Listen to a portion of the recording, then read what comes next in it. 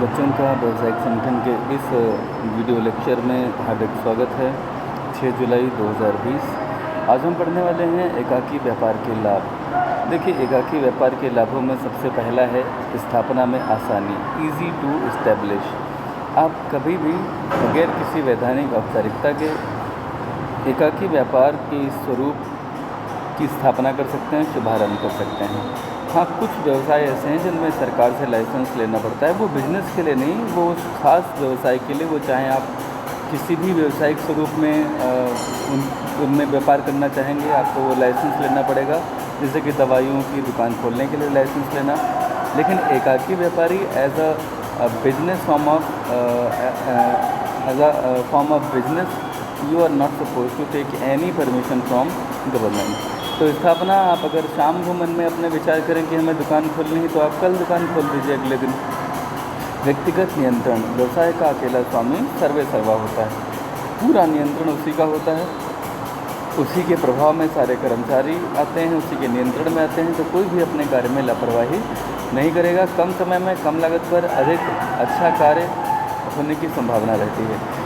चूँकि आप अकेले होते हैं, निर्णय का कार्यभार आपके ऊपर ही होता है, होल सोल पूरे आप ही इसके जिम्मेदार होते हैं। तो किसी से सलाह विमर्श वगैरह की आवश्यकता अनिवार्यता नहीं होती। आवश्यकता पड़ने पे आप किसी भी एक्सपर्ट को अपॉइंट कर सकते हैं, उससे सलाह विमर्श कर सकते हैं। लेकिन अगर आपको जल्दी निर्णय लेना है तो आपको किसी के भी परामर्श की आवश्यकता नहीं है, ताकि कोई भी सुअवसर आप शीघ्र निर्णय लेकर के अपने हाथों में उसका लाभ अपनी फर्म तक पहुँचा सकें। साधनों का मितव्ययी उपयोग, इकोनॉमिक यूज़ ऑफ रिसोर्सेज।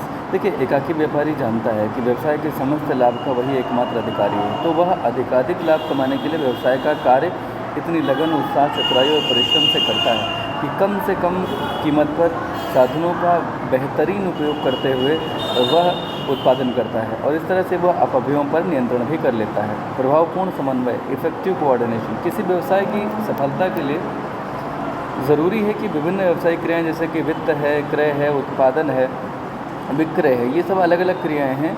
इनके मध्य एक समन्वय की स्थिति बनी रहे, ये बेहद ज़रूरी है। तो वो एकाकी व्यापार में बिल्कुल हो सकता है, क्योंकि एकाकी व्यापारी के पास ऐसा कोई कारण नहीं है कि वह अपना कोई भी प्रयास कमतर रखे इन सारी संस्थाओं में कोऑर्डिनेशन पाने में, क्योंकि वो जानता है कि ज़रा से भी चूक उसके लाभों को कम कर सकती है और कभी कभी हानियों को बढ़ाकर खतरा भी उत्पन्न कर सकती है। गोपनीयता, आप अकेले होते हैं, अकेले व्यक्ति का कौन सा रहस्य किसी के समक्ष आ सकता है, इसलिए गोपनीयता व्यवसाय की सबसे बड़ी ज़रूरत होती है। क्योंकि ढेर सारे कंपटीटर्स हैं, प्रतियोगियों को अगर आपकी योजना का पता चल जाए तो वो पहले से ही वो कदम उठा सकते हैं जिसके आधार पे आप उन पे भारी पड़ सकते थे। तो यहाँ पे ऐसा कोई ख़तरा नहीं होता। आप अकेले व्यक्ति हैं, आपकी कोई भी प्लानिंग, कोई भी आपकी रणनीति कोई किसी के साथ शेयर नहीं करने जा रहा। एक और लाभ होता है ग्राहकों से निजी संपर्क। एकाकी व्यापारी जो होता है वो ग्राहकों के डायरेक्ट टच में रहता है। तो इसमें ग्राहकों से जब आप जुड़े रहते हैं तो आपकी और ग्राहकों की एक बॉन्डिंग बनी रहती है, और अगर उनकी कोई शिकायत या कठिनाई है तो आप उनका तुरंत निराकरण कर सकते हैं। एकाकी व्यापार जो होता है, इसमें पैतृक ख्याति का भी लाभ मिलता है, क्योंकि एकाकी व्यवसायी के अगर पूर्वजों ने बेहतरीन काम किया है तो उनके बच्चों को या उनके बच्चों के बच्चों को भी उस गुडविल का पूरा फ़ायदा मिलता है। ठीक है। लोच का तात्पर्य होता है कि बदली हुई दशाओं और आवश्यकताओं के अनुरूप आप परिवर्तन कर सकें। तो यह एकाकी व्यापार में आप आसानी से विस्तार कर सकते हैं। आपको ज़रूरत पड़े तो आप एकाकी से साझेदारी में परिवर्तन कर सकते हैं। तो ये इसमें है। अगर आप चाहें तो बिज़नेस को बंद भी कर सकते हैं। ऋण लेना आसान है। एकाकी व्यापारी के असीमित व्यवसायिक दायित्व के कारण बैंक उसे ऋण देने में कोई भी संकोच नहीं करते। वो जानते हैं कि ये व्यक्ति अगर बिजनेस में सफल नहीं हुआ तो इसकी व्यक्तिगत संपत्तियों का उपयोग किया जा सकता है इस ऋण की वसूली में, तो वो ऋण देते हैं आसानी से। करों का बोझ कम। सरकार ने एकाकी व्यापारी पे टैक्स जो है अन्य जितने भी व्यवसायिक संगठन के स्वरूप हैं उन पर लगाए जाने वाले टैक्सों की अपेक्षा सरकार ने एकाकी व्यापार पे टैक्स काफ़ी कम कर रखा है। कर्मचारियों से मधुर संबंध, बिल्कुल। देखिए, एकाकी व्यापार के अंतर्गत कर्मचारियों की संख्या कम होती है, मालिक और कर्मचारियों के बीच सीधा संपर्क होता है, कोई गलतफहमी होने की संभावना काफ़ी कम होती है, और मालिक को अपने कर्मचारियों के व्यक्तिगत गुणों और अवगुणों की भी जानकारी होती है। अतः कर्मचारियों को संतुष्ट करने के लिए जो भी उपयुक्त उपाय होते हैं वह सब कुछ अप्लाई कर सकता है। व्यक्तिगत गुणों का विकास।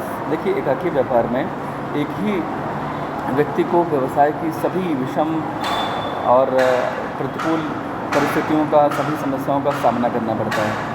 इसके लिए वह हर क्षेत्र में स्वयं को पूरी लगन और निष्ठा के साथ झोंक देता है। एक तरह से वो हर एक गुण अपने में डेवलप करता है, विकसित करता है। उसमें हर तरह की पहल करने की क्षमता, यानी कि इनिशिएशन, टेकिंग द इनिशिएटिव, आत्मनिर्भरता, जोखिम सहने की क्षमता, स्वतंत्र निर्णय लेने की क्षमता, अपने दम पर निर्णय ले सके, आत्मविश्वास, दूरदर्शिता, धैर्य, चातुर्य यानी चतुराई, ये सारे व्यक्तिगत गुणों का उसमें स्वतः विकास होता चला जाता है। और इस तरह से वह बहुमुखी प्रतिभा का धनी व्यक्ति होने के अवसर एकाकी व्यापार के माध्यम से पाता है। सभी को समान अवसर। एकाकी व्यापार समाज के प्रत्येक व्यक्ति को कोई भी व्यवसाय प्रारंभ करके उसको जीविका कमाने का अवसर देता है। और वह अगर चाहे, अगर वह मेहनती है, उसमें प्रतिभा है, तो वह निश्चित रूप से उस एकाकी व्यापार को जो उसने शुरू किया है वो बहुत बड़े लेवल तक ले जा सकता है। रोज़गार में वृद्धि, जाहिर सी बात है, एकाकी व्यापार के माध्यम से भारतवर्ष में न जाने कितने लोग आज भी रोज़गार पाए हुए हैं। आप देखिए, सड़क से जब आप गुजरते हैं तो आप दोनों तरफ सिर्फ और सिर्फ दुकानें पाते हैं। ये सब एकाकी व्यापारी ही हैं, अधिकतर एकाकी व्यापारी ही हैं। तो शिक्षित और अशिक्षित दो प्रकार के बेरोज़गार लोग हैं। दोनों प्रकार के बेरोज़गार लोग अपनी योग्यता और इच्छानुसार एकाकी व्यापार की शरण में जाकर के व्यवसाय प्रारंभ करके जीविकोपार्जन कर सकते हैं, यानी कि जीविका कमा सकते हैं, रोज़ी रोटी कमा सकते हैं। ठीक है, तो रोज़गार को बढ़ावा मिलता है। और सरकारी और व्यापारिक बैंक एकाकी व्यवसायियों को विभिन्न प्रकार की सुविधाएँ भी देते हैं।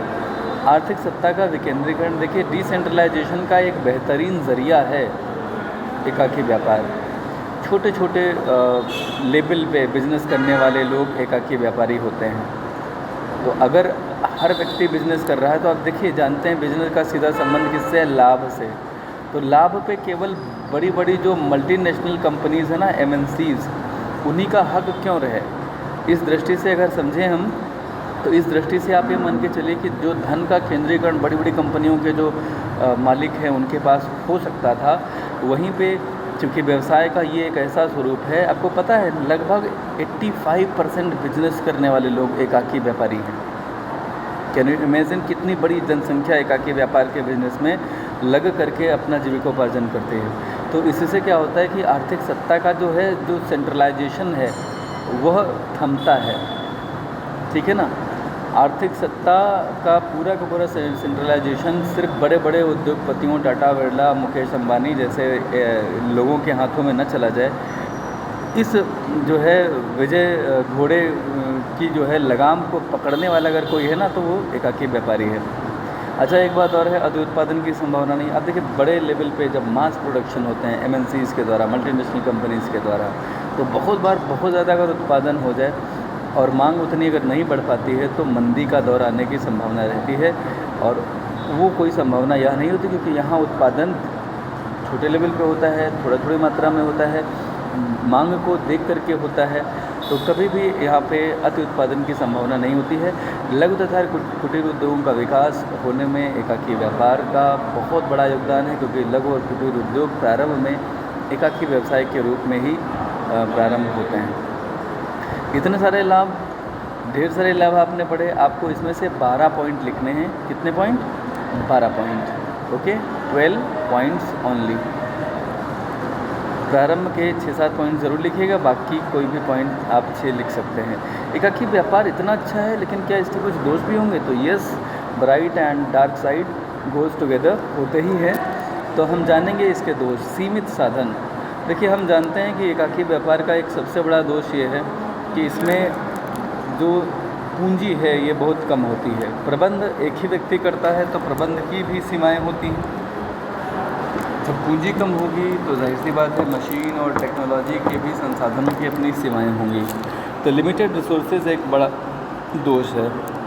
उसके बाद में आता है असीमित दायित्व, अनलिमिटेड लायबिलिटी। एकाकी व्यापार के ऊपर सबसे बड़ा खतरा यह है कि अगर बिजनेस में लॉस हो गया और उससे दायित्व अगर कोई उपजे, तो उनके भुगतान के लिए एकाकी व्यापारी की व्यक्तिगत संपत्तियों का भी विक्रय करके उनसे धन की वसूली की जा सकती है लायबिलिटीज़ के भुगतान के लिए। तो ये एक बहुत बड़ा ख़तरा है, बहुत बड़ा रिस्क है इस बिज़नेस का। जिसकी वजह से तमाम लोग ऐसे बिजनेसेस में जिसमें बहुत ज़्यादा रिस्क होता है एकाकी व्यापार संगठन का चुनाव नहीं कर पाते हैं। विशेषज्ञों की सेवाओं का अभाव, जाहिर सी बात है एकाकी व्यापार के पास सीमित संसाधन हैं अगर, तो वह हाईली पेड प्रोफेशनल्स को अपॉइंट नहीं कर पाएगा और इस वजह से क्रय विक्रय, उत्पादन, वित्त, विपणन आदि की देखभाल स्वयं करता है। और ज़रूरी नहीं होता कि एकाकी व्यापारी जिसने बिजनेस की शुरुआत की वो हर चीज़ का एक्सपर्ट हो, तो विशेषज्ञ की सेवाओं का अभाव होता है। कभी कभी इसी वजह से गुणवत्ता परक वस्तुएं या सेवाओं का निर्माण नहीं हो पाता। सीमित प्रबंध योग्यता, आप जानते हैं कि एकाकी व्यापारी ज़रूरी नहीं कि उतना कुशल, अनुभवी और क्या बोलते हैं ट्रेंड हो, कुशल हो। तो इसके लिए हाँ वो बहुत परिश्रमी हो सकता है, मेहनती हो सकता है, लेकिन इतना कुशल हो ये ज़रूरी नहीं है कि सभी विभागों का कार्य संचालन बहुत अच्छे से कर ले जाए, क्योंकि वह सर्वगुण संपन्न तो हो नहीं सकता। तो कभी कभी सीमित प्रबंध योग्यता इसका एक बहुत बड़ा दोष उभर के आता है। कभी कभी अवसर उसे बहुत बड़ा लगता है लेकिन वो उसका अनुमान सही नहीं होता, उतावले निर्णय ले लेता है, इससे उसे हानि होती है। तो ऐसे उतावले निर्णयों से बचने के लिए सलाहकार नियुक्त किए जाते हैं, कंपनी सेक्रेटरीज होते हैं। लेकिन छोटे व्यापारी लेवल पे तो ऐसा नहीं कर सकते, बड़े बड़े विशेषज्ञों को नहीं ला सकते, तो उन्हें स्वयं के लेवल पे ही निर्णय लेना होता है और कभी कभी उतावले निर्णय हानि का कारण बनते हैं। अच्छा, जिस दिन भी एकाकी व्यापारी अकेला बिजनेसमैन है, जिस दिन वो नहीं आता उस दिन दुकान बंद रहती है। बीमार पड़ जाने पे या किसी कारण से अनुपस्थित होने पे व्यवसाय को उस दिन की पूरी हानि होती है और कभी कभी उस दिन की नहीं, अगले कई दिनों तक की हानि हो जाती है। गोपनीयता से संदेह उत्पन्न होना। देखिए, एकाकी व्यापार में गोपनीयता का गुण है, लेकिन बहुत बार जब चीज़ें बहुत छिपा के रखी जाती हैं तो लोगों को शंका होने लगती है और उससे उसकी गुडविल खतरे में पड़ जाती है। एकाकी व्यापारी की बैलेंस शीट सार्वजनिक नहीं की जाती है तो बैंकों को उसे ऋण देते समय कहीं ना कहीं शंका रहती कि इस व्यक्ति की यथास्थिति कैसी है, कैसी नहीं है, कैसे पता चलेगा, है ना।